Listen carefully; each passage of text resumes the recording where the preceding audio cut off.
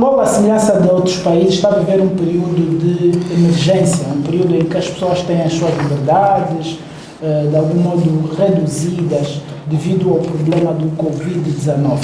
Nós estamos aqui hoje para conversar com o investigador David Boio.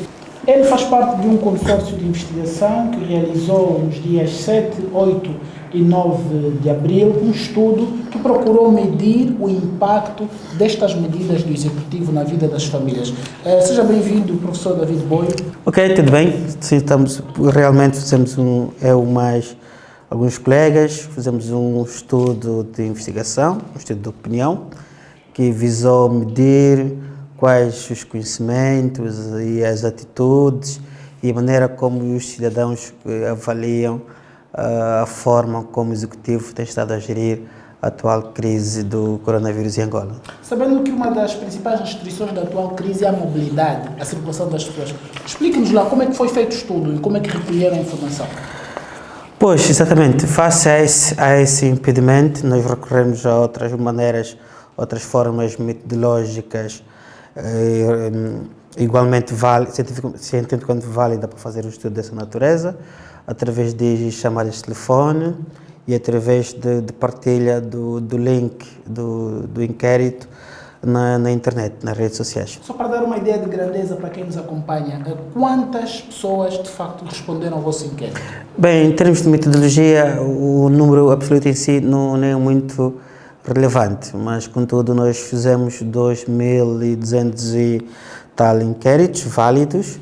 Para as pessoas terem uma ideia, em regra, se tivesse que ser um estudo representativo, teria de ser aí por volta de 2.200, 2.400, mas aí teria de englobar outros critérios de representatividade para além do número, em termos de representatividade territorial, urbano-rural, idade, género, etc. Mas o número de inquiridos é de 2.200 e tal inquéritos válidos. Bem, entrando para a questão da substância do estudo, exatamente que aspectos, fala de avaliação do impacto socioeconômico, né? Mas que aspectos no que diz respeito à economia que vocês procuraram medir? Procuraram saber exatamente o que é das famílias, por exemplo? Bom, nós procuramos saber de que forma é que esse atual problema já ou não impactou na situação financeira das famílias. Por exemplo, nós perguntamos às pessoas se o coronavírus já teve um efeito no seu agregado familiar, do ponto de vista dos seus rendimentos. E aqui, por isso, só para dar um exemplo, a média do país diz-nos que apenas 53% das pessoas têm logística para suportar esse problema num prazo de um mês. Outro exemplo, 55% dos inquiridos dizem que o coronavírus nesse momento já impactou nas suas vidas. E se nós olharmos para umas províncias... Já começam a ter menos dinheiro por causa do coronavírus? Exatamente, significa que os seus rendimentos já sofreram consequências face a isso. Exatamente. Falamos tanto de pessoas que trabalham no setor formal e informal da economia ou uma variação entre esses setores. Por exemplo, quem zunga na rua está a sofrer o mesmo que sofre um professor que está em casa?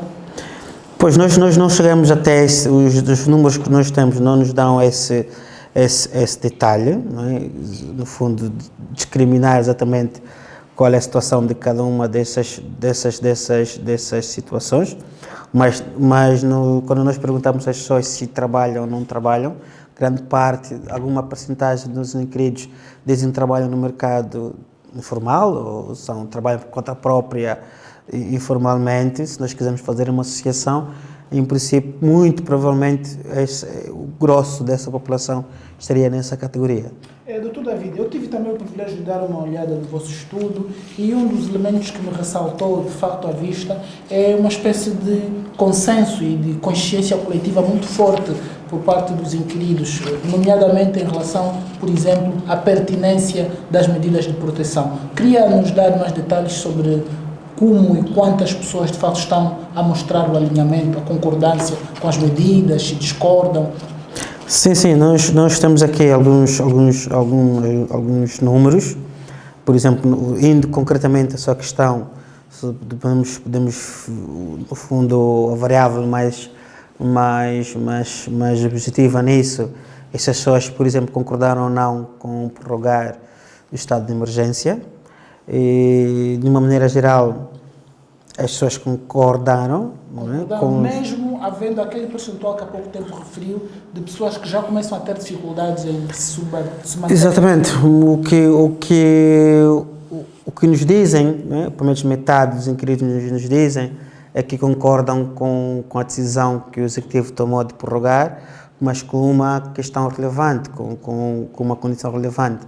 Isto é, desde que o Executivo, o Governo, ajude ou diminua as dificuldades daquelas famílias e das empresas que em princípio não serão capazes de por si mesmas fazer face a esses problemas. Portanto, digamos que há uma predisposição dos inquiridos em considerar que a medida que o Governo tomou é certa, mas também há essa consciência clara de que só a medida em si própria, se não for complementada com o apoio que o Governo deve ter, essencialmente às famílias desfavorecidas, isso poderia eventualmente causar-nos uma série de problemas. Outro elemento muito importante aqui no vosso estudo, e vocês foram muito felizes em fazê-lo, é aqui uma caracterização sobre as fontes de informação dos vossos inquiridos e também o nível de confiança que cada um deles tem nestas fontes. Eu vejo aqui que, por exemplo, o meu parte, uma grande percentagem, cerca de 61% no cômputo geral, declarou, por exemplo, que tem muito interesse em acompanhar notícias relacionadas à Covid-19. Acha que isso poderá explicar, por exemplo, o facto de nós não estarmos a ter uma grande propagação aqui no nosso país dessa doença? O facto das pessoas terem muito interesse em buscar informações? Bem, não sei, nós não temos de facto dados que nos levam a associar uma coisa à outra, não é? Nós sabemos, em princípio, que existirão uma série de diversos fatores, não é, que poderão explicar o porquê do número reduzido até agora, que convém sublinhar, uma vez que também que nos outros países, em regra, ainda ontem estava eu a assistir um documentário sobre o coronavírus no Japão. E na geral dos países o arranque é sempre muito lento, depois por qualquer motivo pode-se dar um salto e depois começar a entrar numa curva exponencial, né? Portanto, nós não sabemos se nós... Obviamente, mas isso para... Exatamente, mas isso para dizer que, para todos os efeitos, consideramos que é, em princípio, muito positivo a estratégia de comunicação que o Executivo tem estado a implementar, que na prática é semelhante a dos outros países, não é? Em todos os países, todos os dias, o órgão da saúde e não só têm feito um comunicado sobre a situação do problema à sociedade, aos seus cidadãos. E nesse momento, acho que uma das variáveis também concorre positivamente é que as pessoas estão em casa, não é? Portanto, a comunicação flui, não é? Acho que poderia ser também um fator importante. Vê-se claramente que das várias fontes de informação dos vossos inquiridos, a televisão é aquela que as pessoas mais confiam. Nós sabemos que hoje existem muitos canais de comunicação, sobretudo nas redes sociais. Por que a televisão? Há alguma explicação no vosso entendimento? Por que as pessoas dizem que confiam mais na televisão para ter informações sobre a doença? Bem, eu julgo que terá também que ver um bocado com o tipo de inquiridos que nós inquirimos, não é? São pessoas com algum nível de escolaridade, não é? Frequência ensino superior e ensino superior concluído. E nós sabemos que, de certa forma, há nessa população, nesse tipo de população, uma consciência clara da questão das fake news, isto é, que o fluxo de informação que é gerado nas redes sociais, não é? Nem sempre são informações verídicas, são informações reais. E, inclusive, nesse momento, há uma parceria, se podemos dizer, entre a Organização Mundial da Saúde e por exemplo, e o Facebook, né, no sentido de controlar, do Facebook ter uma muito maior atenção relativamente àquilo que as diversas pessoas, as diversas instituições partilham na sua rede. Inclusive, o WhatsApp, nesse momento, limitou, não é, as partilhas de vídeos, de mensagem do coronavírus. Nós, anteriormente, qualquer mensagem nós podemos, por exemplo, partilhar de uma só vez para muitas pessoas. Hoje não, acho que só podemos partilhar para 4 ou 5 pessoas. Portanto, há essas limitações para evitar de facto, exatamente, que é um reforço da consciência de que nós todos temos que ter muita atenção sobre a informação que nós recolhemos nas redes sociais.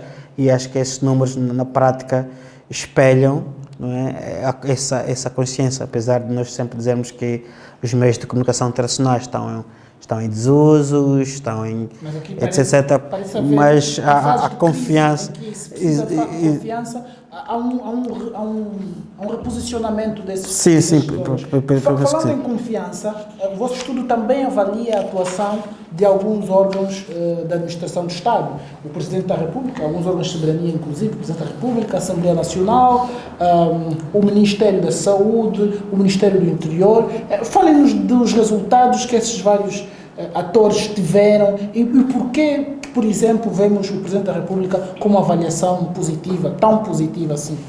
Bem, portanto, antes de responder, né, uma contextualização rápida, né, essa questão entra no estudo porque nós sabemos que o sucesso da gestão, né, o insucesso do impacto da crise no nosso país resultará naturalmente muito do trabalho e da performance dessas instituições e da confiança dessas instituições.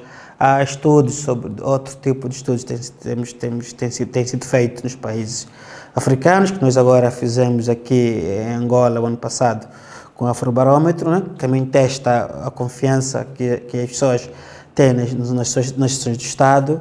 Em regra, esses números têm sido relativamente baixos. Mas no caso em concreto, o que nós obtivemos dos nossos inquiridos, não é?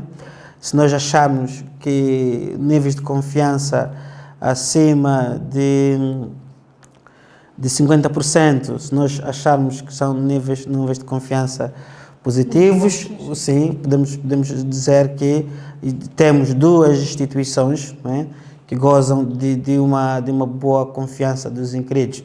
Estamos a falar imediatamente, tipo, no lugar da Ministra da Saúde, que se nós somarmos os vários percentuais, não é? E do Presidente da República gozam naturalmente de bons níveis de percentagem de confiança dos 41%, exatamente, do trabalho que tem desempenhado. Depois, o Ministro do Interior tem um nível de confiança relativamente menor. E se calhar explica-se pelos eventos que assistimos nas redes sociais recentemente e a polícia a ser acusada por um lado de ter excesso e no fundo são incidentes. Pois, se é a polícia que ataca, também exatamente. O que pode estar a acontecer aqui é que nós, muitas das vezes, as fotografias que se tiram, não é? Muitas vezes elas também resultam de outras situações que poderiam ter acontecido anterior a isso, não é? Há em princípio já uma construção, pode existir já uma construção que se faz da imagem da polícia, não é? Da atuação da polícia. Nós sabemos que por diversas razões, por diversos motivos, ela em princípio histórico não tem sido das mais positivas. O Presidente da República, nós se olharmos de 2017 até tem 2 anos de governação, há toda uma conjuntura de combate à corrupção, de uma série de bandeiras que o Presidente da República tem estado a projetar, que em princípio são bandeiras com as quais as pessoas, na generalidade, se